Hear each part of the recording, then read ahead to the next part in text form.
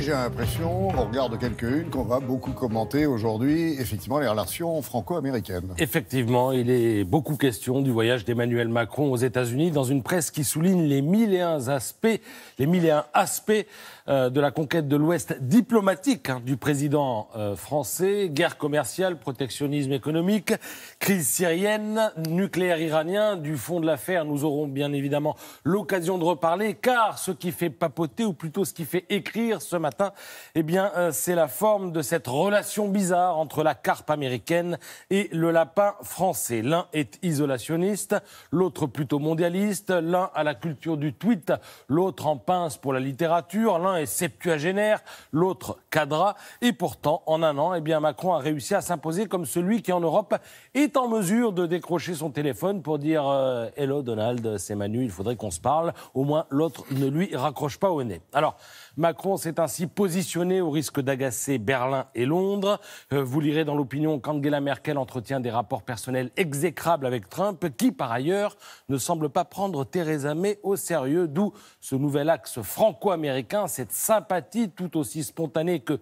mystérieuse, même s'il se trouve des observateurs pour assurer que les deux hommes se sont trouvés. Trump-Macron, c'est la solidarité entre deux ovnis de la politique. Ils sont différents, mais ils ont le même culot, résume Pierre Lelouch dans l'opinion. Alors, le premier des culots, eh bien, c'est d'avoir conquis l'Everest du pouvoir contre l'establishment, lirez-vous dans le Figaro. Première tentative, succès immédiat. Tous deux ont la volonté de mettre en œuvre leurs promesses, mais ni l'un ni l'autre n'est naïf, écrit Philippe Gély.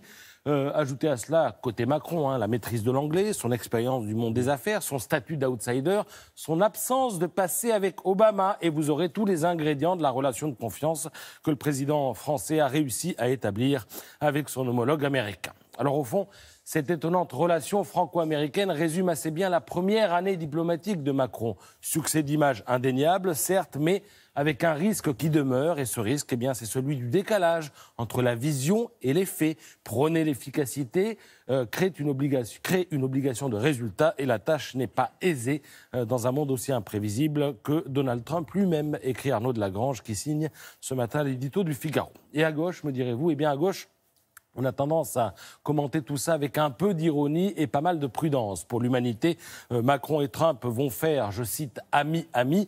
Le journal communiste note que l'Élysée a fait étudier la psychologie de Donald Trump et qu'il a été conseillé à Emmanuel Macron de lui montrer son affection personnelle. Mais pour l'instant, la parole française, même si elle semble écouter, n'a pas eu d'impact sur la posture du président américain. Quant à Libération, eh bien, il fait dans le contre-pied ce matin, richesse éditoriale avec ce numéro spécial titré « American Nightmare », le cauchemar américain.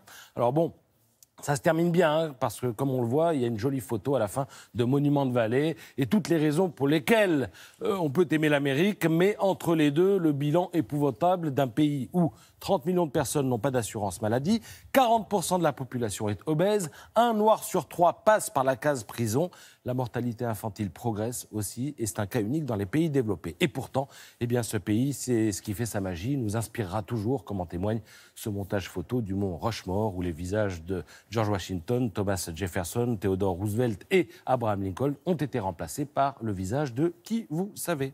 Voilà. Et qui, quand il reviendra en France, dira peut-être Lafayette, nous voici, en allant manger dans le fief et le château du fameux marquis dans le département de la Haute-Loire. Merci beaucoup, Patrice.